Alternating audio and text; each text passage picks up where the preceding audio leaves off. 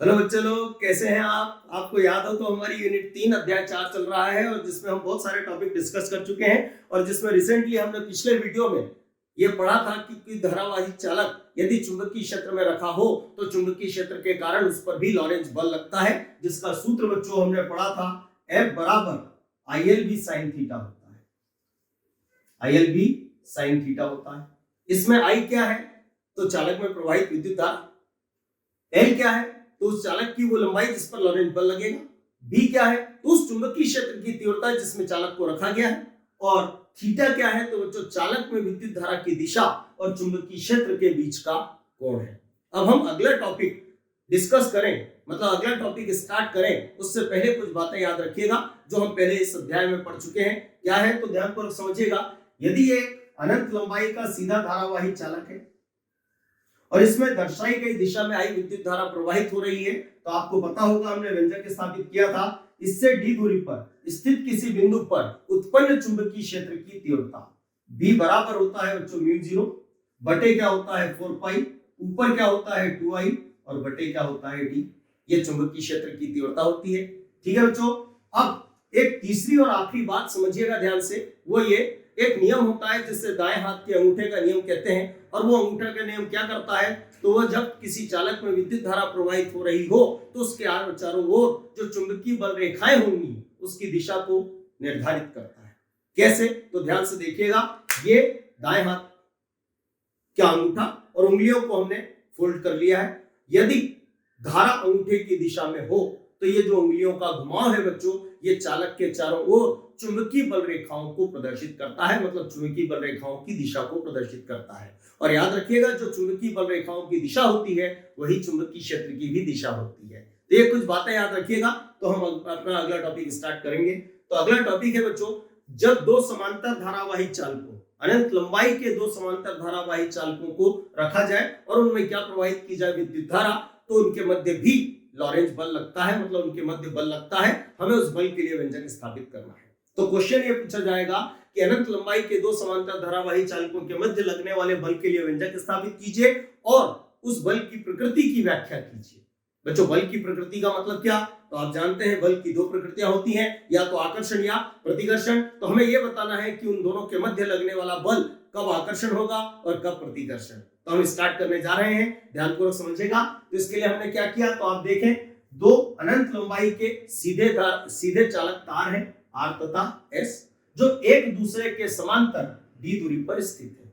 अब बच्चों ध्यान से देखिएगा, प्रश्न उठता है कि इनके मध्य बल क्यों लगेगा? तो उसके पीछे कारण है, जब आप इस चालक में क्या प्रवाहित करेंगे विद्युत धारा, तो डेफिनेटली इसके चारों ओर क्या उत्पन्न होगा चुंबकीय क्षेत्र। बच्चों उस चुंबकीय क्षेत्र में हम एक अन्य चालक को रखेंगे और यदि उसमें क्या प्रवाहित करेंगे विद्युत धारा, तो इस पर क्या लगेगा लॉरेंज बल। और जितना लॉरेंज बल इसके कारण इस पर लगेगा, हमने पढ़ा है बच्चों कभी 11th में गति के तृतीय नियम के अनुसार क्रिया के विपरीत बराबर प्रतिक्रिया होती है। तो जितना बल इसके कारण इस पर लगेगा उतना ही बल इसके कारण इस पर लगेगा, अर्थात वो लगने वाला बल इन दोनों के मध्य लगेगा। हमें उसके लिए क्या स्थापित करना है व्यंजक। तो अब कैसे स्थापित करेंगे, तो उसके लिए पहले हमें ये चित्र बनाना होगा। फिर क्या लिखेंगे हम, माना अनंत लंबाई के दो सीधे चालक तार R तथा S एक दूसरे के समांतर d दूरी पर स्थित है। चालक R में I1 विद्युत धारा प्रवाहित करने पर इससे स्मॉल d दूरी पर किसी बिंदु P पर उत्पन्न चुंबकीय क्षेत्र की तीव्रता। बच्चों उस उत्पन्न चुंबकीय क्षेत्र की तीव्रता को हमने B लिखा। अभी थोड़ी देर पहले इसका सूत्र मैंने आपको लिख के बताया था, जो हम पिछले वीडियो में स्थापित भी कर चुके हैं। B बराबर μ0 बटे क्या आएगा 4 पाई, ऊपर क्या होगा 2i ने बटे क्या होगा d। बच्चों इस सूत्र को लिखने में हमसे एक छोटी सी गलती हो गई है, वो ये कि हमने इस चालक में जो विद्युत धारा प्रवाहित की है वो I नहीं है, I1 है। तो हम I की जगह क्या लिख देंगे, I1। इसे डाल देते हैं बच्चों समीकरण 1। हमें इसकी दिशा लिखनी होगी, तो दाएं हाथ की हथेली के नियम से ध्यान से देखिएगा। ये दाएं हाथ की हथेली का नियम, अंगूठा धारा की दिशा में होना चाहिए, उंगलियां उस बिंदु की ओर होनी चाहिए जिस पर हमें चुंबकीय क्षेत्र की दिशा ज्ञात करनी है। तो ध्यान से देखिएगा, इस चालक में धारा I1 नीचे से ऊपर है, ये नीचे से ऊपर, उंगलियां बिंदु P की ओर है। मैंने आपको समझाया था कि जब इस स्थिति में हथेली का ये वाला भाग दिखाई दे तो इसका तात्पर्य है कि इस बिंदु पर चुंबकीय क्षेत्र की दिशा बोर्ड के तल के लंबवत अंदर की ओर, मेरे अनुसार, आपके अनुसार कागज के तल के लंबवत नीचे की ओर, जिसको हमने यहां दर्शा रखा है। तो हम यहाँ क्या लिखेंगे, दाएं हाथ की हथेली के नियम से इस चुंबकीय क्षेत्र की दिशा कागज के तल के लंबवत नीचे की ओर होगी। ठीक है बच्चों, अब इस चुंबकीय क्षेत्र में एक अन्य चालक S को रखकर, और किस प्रकार रखकर, तो आप ध्यान से देखिएगा, ये चुंबकीय क्षेत्र है बोर्ड के तल के लंबवत अंदर की ओर, और ये हमने चालक को रखा है, ये इस प्रकार रखा है बच्चों। इसका अर्थ क्या निकला, ये जो चालक है ये हमने चुंबकीय क्षेत्र के लंबवत रखा है। तो पूरा क्या बोलेंगे हम कि अब इस चुंबकीय क्षेत्र में एक अन्य चालक S को चुंबकीय क्षेत्र के लंबवत रखकर इसमें I2 विद्युत धारा प्रवाहित की जाए तो इसकी स्मॉल l लंबाई पर लगने वाला लॉरेंज बल, बच्चों उस लॉरेंज बल को हमने F' लिखा, बराबर क्या होगा, तो सूत्र हमने अभी पिछले वीडियो में समझा था, और वो क्या होगा, तो सबसे पहले इसमें आएगी उस चालक में प्रवाहित विद्युत धारा जिस पर क्या लग रहा है लॉरेंज बल, बच्चों धारा कितनी है I2, तो यहाँ क्या लिख देंगे I2। फिर चालक की वो लंबाई जिस पर लॉरेंज बल लग रहा है, तो बच्चों लंबाई कितनी मानी हमने L, तो यहाँ लंबाई L। फिर क्या आएगी चुंबकीय क्षेत्र की तीव्रता, उस चुंबकीय क्षेत्र की जिसमें चालक रखा है, तो वो तीव्रता कितनी है B, यहाँ लिख देते हैं B।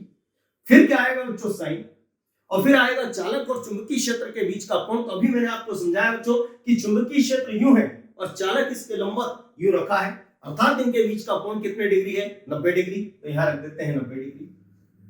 बच्चों साइन 90 डिग्री का मान 1 होता, तो ये निकल लिया, तो यहाँ लिख के इसको क्या लिखेंगे, F' बराबर क्या होगा I2, फिर क्या आएगा L, और क्या हो जाएगा B।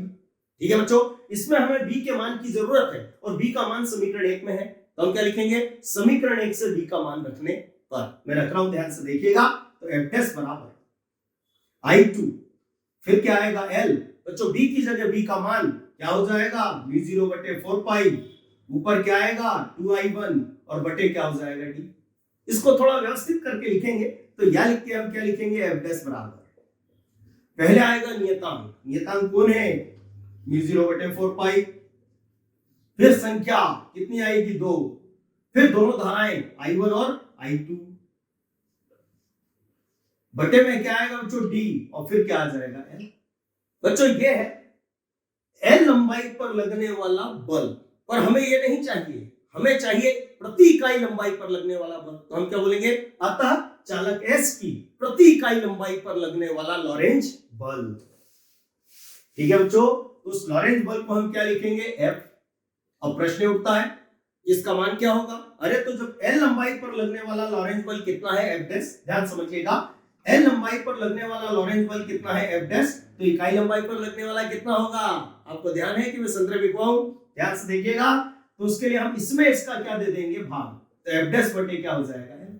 ठीक है बच्चों, तो F बराबर होगा F' बटे क्या आएगा L, अर्थात बच्चों हमने F' के मान में L का क्या दिया है भाग, तो ये F' का मान है बच्चों। और यदि हम इसमें किसका भाग दे दें, L का, ये दिया देखो आप, ये दोनों तरफ दे देते हैं, तो यहाँ L से L क्या हो जाएगा, कट जाएगा, तो बाकी बचेगा μ0 बटे क्या आएगा 4π, ऊपर क्या आएगा 2I1 I2, बटे में क्या आएगा D, और इतने ये लगने वाला बल। बच्चों प्रश्न उठता है कि यहाँ मात्रक हम क्या लिखेंगे, तो वैसे तो बल का मात्रक न्यूटन होता है, पर आप ध्यान से देखें ये प्रति इकाई लंबाई पर लगने वाला बल है, तो आप देखें ऊपर क्या लिखा है F' क्या है बल, बच्चों बल का मात्रक होता है न्यूटन, बटे में क्या लिखी है लंबाई का मात्रक क्या होता है मीटर, तो डेफिनेटली इस बल का मात्रक न्यूटन प्रति मीटर होगा। ठीक है बच्चों, और ये कहलाता है अनंत लंबाई के दो समांतर धारावाही चालकों के मध्य लगने वाला बल। बच्चों ये बल या तो आकर्षण होगा या फिर क्या होगा प्रतिकर्षण, तो हमें इसके प्रकृति की व्याख्या भी करनी है, तो ये हम अगले वीडियो में देखेंगे कि यह बल कब आकर्षण होता है और कब प्रतिकर्षण होता है। ठीक है बच्चों, हैव अ नाइस डे।